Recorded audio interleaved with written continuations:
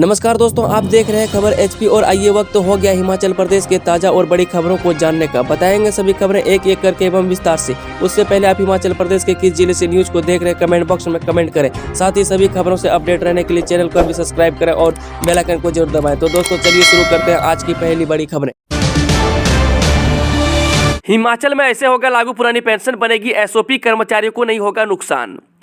हिमाचल में कैबिनेट का फैसला होने के बावजूद ओल्ड पेंशन को लेकर अभी नोटिफिकेशन बेशक जारी नहीं हुई हो, लेकिन इसे लागू करने को लेकर प्रक्रिया साफ हो गई है। वहीं मुख्य सचिव प्रबोध सक्सेना ने बताया कि कैबिनेट से आए अप्रूवल के अनुसार ओल्ड पेंशन को लागू करने के लिए स्टैंडिंग ऑपरेटिंग प्रोसीजर यानी एसओपी बनाई जाएगी। वहीं बता दें कि इस पूरी प्रक्रिया में लॉ डिपार्टमेंट को भी कंसल्ट किया जाएगा। वहीं भारत सरकार ने ओल्ड पेंशन में सरकार की कंट्रीब्यूशन के तौर पर गया पैसा इस समय वापस लौटाने से इनकार कर दिया है, इसलिए सभी संभावनाओं को देखते हुए एसओपी बनाई जाएगी। वहीं मुख्यमंत्री सुखविंदर सिंह सुक्खू ने कहा है कि ओल्ड पेंशन को लागू करते समय कर्मचारियों को नुकसान नहीं होना चाहिए। इन सभी बिंदुओं और तकनीकी पहलुओं पर विचार के बाद ही नोटिफिकेशन जारी होगी। सीएम सुक्खू बोले, महिलाओं को 1500 रुपये देने के लिए बजट जल्द, सभी गारंटियां पूरी करेगी सरकार। मुख्यमंत्री सुखविंदर सिंह सुक्खू ने नूरपुर में कहा कि सरकार को थोड़ा समय दे, सरकार सभी गारंटियों को पूरा करेगी। ओपीएस की बहाली के बाद हम पूरी जांच पड़ताल करके माताओं और बहनों को 1500 रुपये हर महीने देने के लिए भी पैसे का इंतजाम करेंगे। दरअसल गारंटियां 5 साल के लिए ही, 1-2 महीने के लिए नहीं है। वहीं सीएम ने पत्रकारों के सवाल का जवाब देते हुए कहा कि हिमाचल प्रदेश की पिछली भाजपा सरकार सेवानिवृत्त हो चुके 5,500 कर्मचारियों, 4,500 कार्यरत कर्मचारियों की और डीए की 900 करोड़ रुपए की देनदारी सहित कुल 11,000 करोड़ रुपए की देनदारी हमारी सरकार पर छोड़ गई है। हिमाचल में वर्ष 2024 तक उपलब्ध होगी 5G सुविधा, बैठक में हुआ मंथन। हिमाचल प्रदेश में वर्ष 2024 के अंत तक 5G सुविधा उपलब्ध होगी। इस संदर्भ में सचिव सूचना प्रौद्योगिकी डॉक्टर अभिषेक जैन ने सोमवार को दूरसंचार संरचना स्थापित करने में सरकारी बुनियादी ढांचे के उपयोग के तौर तरीकों पर राज्य स्तरीय बैठक की अध्यक्षता की। उन्होंने कहा कि वर्तमान परिदृश्य में डेटा सभी क्षेत्रों में दक्षता और गति के साथ काम करने के लिए अनिवार्य है। यह दूरसंचार क्षेत्र और 5G सेवाओं के विकास के बिना संभव नहीं है।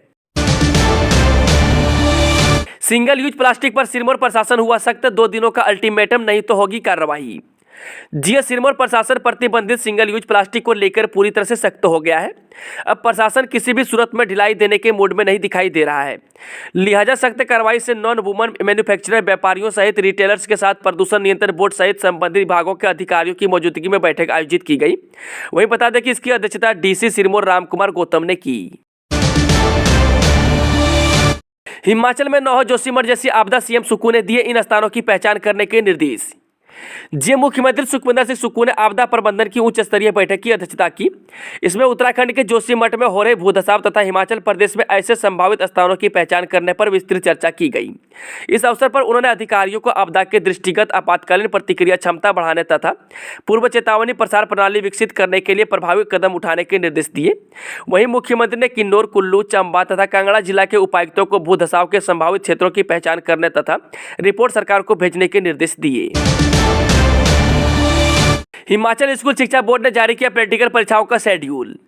हिमाचल प्रदेश स्कूल शिक्षा बोर्ड 1 मार्च से प्रैक्टिकल परीक्षाएं लेगा। शिक्षा बोर्ड ने 10वीं और 12वीं कक्षा की प्रायोगिक परीक्षाओं के लिए शेड्यूल जारी कर दिया है।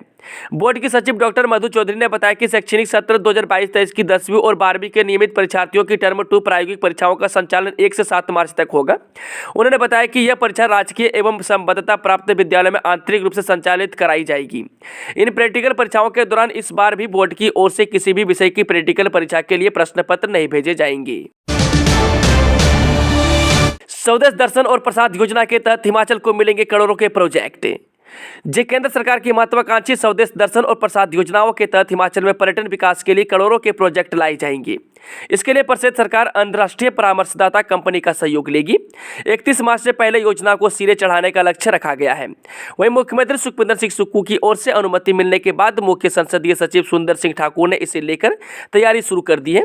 इसी कड़ी में सुंदर सिंह ठाकुर ने पर्यटन मंत्रालय के क्षेत्रीय निदेशक के साथ बैठक की। साल के अंत तक तैयार होगा भानुपल्ली बिलासपुर रेल लाइन का 20 किलोमीटर ट्रैक। जो सामरिक दृष्टि से महत्वपूर्ण भानुपल्ली बिलासपुर बेरीले रेल लाइन का धरोड़ तक 20 किलोमीटर का ट्रैक इस साल के अंत तक तैयार हो जाएगा।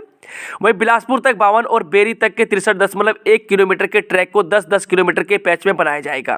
वहीं बिलासपुर तक की 16 में से 8 टनलों में गिट्टी रहित ट्रैक बिछाने के लिए स्लैब तैयार किए जा रहे हैं। इन्हीं स्लैब पर ट्रैक बिछेगा। बिलासपुर तक इस परियोजना को पूरा करने का लक्ष्य मार्च 2025 रखा गया है। हिमाचल में 24 किलोमीटर का सफर तय करेगी भारत जोड़ो यात्रा। कन्याकुमारी से शुरू हुई कांग्रेस की भारत जोड़ो यात्रा 18 जनवरी को सुबह 6:30 बजे कांगड़ा जिला के मिलवान से हिमाचल प्रदेश में प्रवेश करेगी। प्रदेश में 24 किलोमीटर का सफर तय करके यात्रा की अगुवाई कर रहे पार्टी नेता राहुल गांधी मलोट में एक जनसभा करेंगे। इस दौरान हर जिला की संस्कृति देखने को मिलेगी। वही जानकारी के अनुसार कांग्रेस नेता राहुल गांधी की भारत जोड़ो यात्रा 3000 से अधिक किलोमीटर का सफर तय कर 18 जनवरी को हिमाचल प्रदेश के मिलवान पहुंचेगी। हिमाचल में गणतंत्र दिवस समारोह में दिखेगी सुखाश्रय मॉडल की झलक। इस योजना की निकलेगी झांकी। हिमाचल प्रदेश में शिमला के ऐतिहासिक रिज मैदान पर होने वाले राज्य स्तरीय गणतंत्र दिवस समारोह में इस बार सुक्खू सरकार के सुखाश्रय मॉडल की झलक देखने को मिलेगी। निराश्रित महिलाओं के साथ ही बेसहारा बच्चों के लिए शुरू की गई योजनाओं को ध्यान में रखते हुए महिलाओं और बाल विकास विभाग गणतंत्र दिवस समारोह 2023 में मुख्यमंत्री सुखाश्रय सहायता कोष योजना को झांकी के माध्यम से प्रस्तुत करेगा। इसके लिए विभाग ने तैयारियां आरंभ कर दी है। इस बारे जानकारी देते हुए जिला कार्यक्रम अधिकारी ICDCS शिमला ममता पोल ने बताया कि विभागीय झांकी में मुख्यमंत्री सुखाश्रय योजना को प्रमुखता के साथ प्रदर्शित किया जाएगा। हिमाचल को मिली 2 नए डॉपलर वेदर रडार की सौगात। अब हर मौसमी करवट पर रहेगी निगरानी। हिमाचल प्रदेश को 2 नए डॉपलर वेदर रडार की सौगात मिली है। केंद्रीय पृथ्वी विज्ञान मंत्रालय के राज्य मंत्री जितेंद्र सिंह और मुख्यमंत्री सुखविंदर सिंह सुक्खू ने वर्चुअल माध्यम से 2 रडार का उद्घाटन किया। यह 2 नए डॉपलर रडार मंडी और चंबा जिले को मिले हैं। मंडी के मुरारी देवी और चंबा के जोत में डॉपलर रडार लगाया गया है। यह रडार 100 किलोमीटर के दायरे में मौसम की सही जानकारी देने का काम करेंगे। पेटीएम को मिली बड़ी मंजूरी। जल्द ही यूजर्स को मिलेगी ये सुविधा। पेटीएम पेमेंट्स बैंक लिमिटेड को भारत बिल भुगतान प्रणाली सेवाओं को संचालित करने के लिए RBI की मंजूरी मिल गई है। यह परमिशन भुगतान और निपटान प्रणाली अधिनियम 2007 के तहत मिली है। वहीं Bharat bill payments operating unit के रूप में काम करने के लिए reserve bank of India RBI से अंतिम मंजूरी मिल गई है। वहीं आपको बता दें कि company Bharat bill Paytm system BBPS की एक इकाई के रूप में अब काम करेगी। सोलन में प्रतिनिधियों की उदासीनता। 73,372 लाभार्थी मुफ्त राशन से वंचित। पंचायत व स्थानीय प्रतिनिधियों की कथित लापरवाही के कारण 73,372 लाभार्थियों को मुफ्त राशन नहीं मिलेगा। केंद्र सरकार ने इस माह से NFSA के राशन धारकों को 5 किलो राशन प्रति सदस्य मुफ्त शुरू किया है। हैरानी की बात यह कि ग्राम पंचायतों व स्थानीय निकायों ने इस योजना के तहत लाभान्वित परिवारों का चयन नहीं किया है। इसके कारण इन परिवारों को मुफ्त राशन नहीं मिलेगा। हिमाचल के कई भागों में 5 दिन बारिश बर्फबारी। 6 जिलों में धुंध ने बढ़ाई परेशानी। हिमाचल प्रदेश की राजधानी शिमला में सोमवार सुबह के समय धूप खिली। दोपहर बाद शहर में घनी धूप छा गई। वहीं मैदानी जिलों ऊना, बिलासपुर, मंडी, कांगड़ा और हमीरपुर में भी सुबह और शाम के समय धूप छाई रही।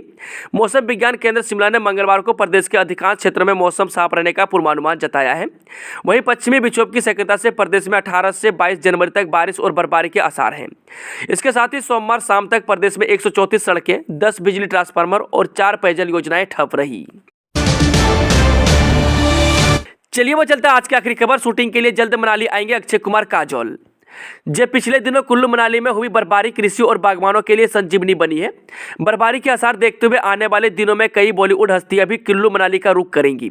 वहीं ताजा बर्फबारी के बाद बॉलीवुड की फिल्म यूनिटों ने शूटिंग के लिए संपर्क साधना शुरू कर दिया है। वहीं बता दें कि अक्षय कुमार और काजोल जैसे बड़े सितारे जल्द शूटिंग के लिए मनाली आएंगे। बागवानी क्षेत्र में अवार्ड ऑफ एक्सीलेंस से सम्मानित एवं पर्यटन कारोबारी नकुल खुल्लर ने कहा कि ताजा बर्फ से घाटी के पर्यटन को संजीवनी मिली है। इसके साथ ही आपको बता दें कि बर्फबारी के बाद बॉलीवुड भी मनाली का रुख करने के लिए तैयार है। दोस्तों, आज के शानदार खबरों का सिलसिला समाप्त होता है। अगर जानकारी पसंद आई तो वीडियो को लाइक, शेयर, चैनल को सब्सक्राइब जरूर करें और कमेंट बॉक्स में कमेंट करके बताएं कि आप न्यूज़ को किस जिले और पंचायत से देख रहे हैं। Thank you, all the best, जय हिंद।